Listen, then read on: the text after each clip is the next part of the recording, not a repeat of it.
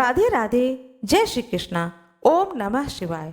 आज मैं आप लोगों को श्रावण मास महात्म्य अध्याय 17 सुनाने जा रही हूँ। आइए सुनते हैं। श्रावण मास की अष्टमी को देवी पवित्रारोपण, पवित्र निर्माण विधि तथा नवमी तिथि का कृत्य। ईश्वर कहते हैं, हे देवेश, अब मैं शुभ पवित्रारोपण का वर्णन करूंगा। सप्तमी तिथि को अधिवासन करके अष्टमी तिथि को पवित्रकों को अर्पण करना चाहिए। जो पवित्रक बनवाता है उसके पुण्य फल को सुनिए। सभी प्रकार के यज्ञ, व्रत तथा दान करने वाले और सभी तीर्थों में स्नान करने का फल मनुष्य को केवल पवित्र धारण करने से प्राप्त हो जाता है, क्योंकि भगवती शिवा सर्वव्यापिनी है। इस व्रत से मनुष्य धन ही नहीं होता, उसे दुख, पीड़ा तथा व्याधियां नहीं होती, उसे शत्रुओं से होने वाला भय नहीं होता और वह कभी भी ग्रहों से पीड़ित नहीं रहता।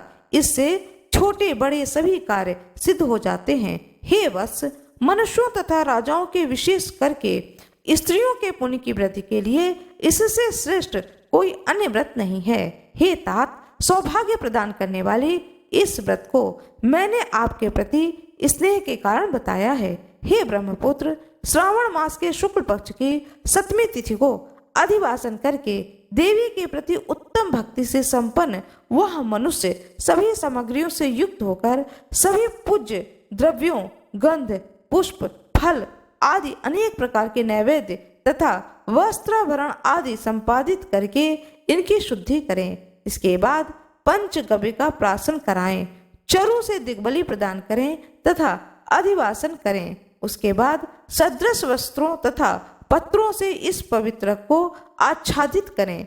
पुनः देवी के उस मूल मंत्र से उसे 100 बार अभिमंत्रित करके सर्व शोभा समन्वित उस पवित्र को देवी के समक्ष स्थापित करें। इसके बाद देवी का मंडप बनाकर रात्रि में जागरण करें और नट, नर्तक तथा वारांगनाओं के अनेक विध कुशल समूहों और गाने बजाने तथा नाचने की कला में प्रवीण लोगों को देवी के समक्ष स्थापित करें। इसके बाद प्रातःकाल विधिवत स्नान करके पुनः बलि प्रदान करें। इसके बाद विधिवत देवी की पूजा करके स्त्रियों तथा द्विजों को भोजन कराएं।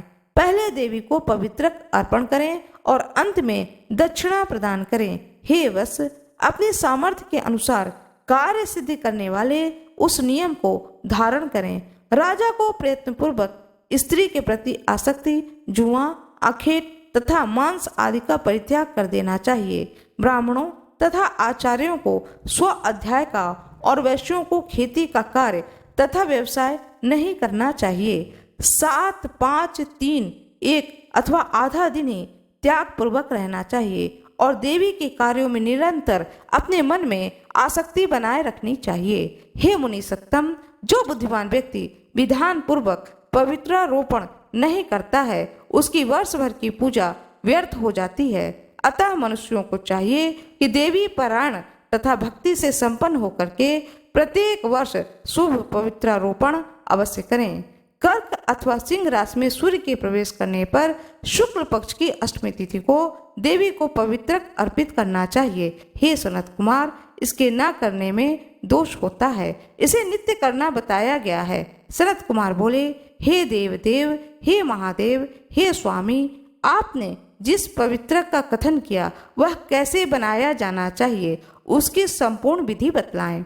ईश्वर कहते हैं, हे सनत कुमार, सुवर्ण, ताम्र, चांदी, रेशमी वस्त्र से निकले हुए कुश, काश के अथवा ब्राह्मणी के द्वारा काटे गए कपास के सूत्र को 3 गुना करके फिर उसका 3 गुना करके पवित्रक बनाना चाहिए। उसमें 308 तारों का पवित्रक उत्तम, 270 तारों का पवित्रक मध्यम माना गया है और 180 तारों वाले पवित्रक को कनिष्ठ जानना चाहिए। इस प्रकार 100 ग्रंथि का पवित्रक उत्तम, 50 ग्रंथि का पवित्रक मध्यम, 26 ग्रंथि का सुंदर पवित्रक कनिष्ठ होता है अथवा 6, 3, 4, 2, 12, 24, 10 अथवा 8 ग्रंथियों वाला पवित्रक बनाना चाहिए अथवा 108 ग्रंथि का पवित्रक उत्तम, 54 ग्रंथि का मध्यम, 27 ग्रंथि का कनिष्ठ होता है।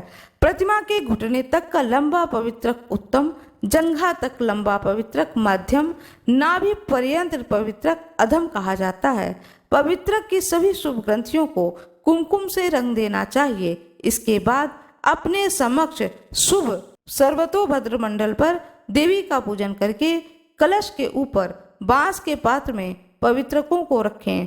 3 तार वाले पवित्रक में ब्रह्मा, विष्णु तथा शिव का आवाहन करके स्थापित करें। इसके बाद का सुनिए। 9 तार के पवित्रक में ओमकार, सोम, अग्नि, ब्रह्मा, समस्त नागों, चंद्रमा, सूर्य, शिव तथा विश्व देवों की स्थापना करें। हे सनत कुमार, अब मैं ग्रंथियों में स्थापित किए जाने वाले देवताओं का वर्णन करूंगा।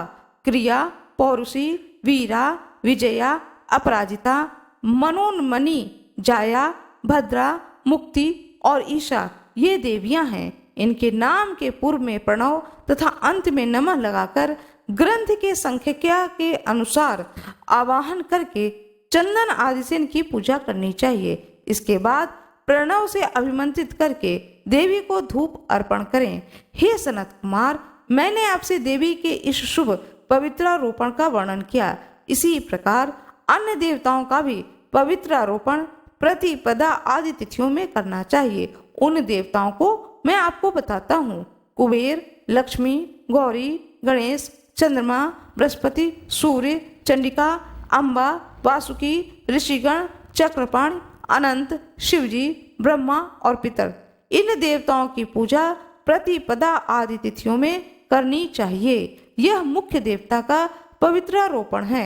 उनके अंग देवता का पवित्रक 3 सूत्रों का होना चाहिए। ईश्वर कहते हैं, हे विपेंद्र, अब मैं श्रावण पास के दोनों पक्षों की 9वीं तिथि के करणीय कृत्य को बतलाऊंगा।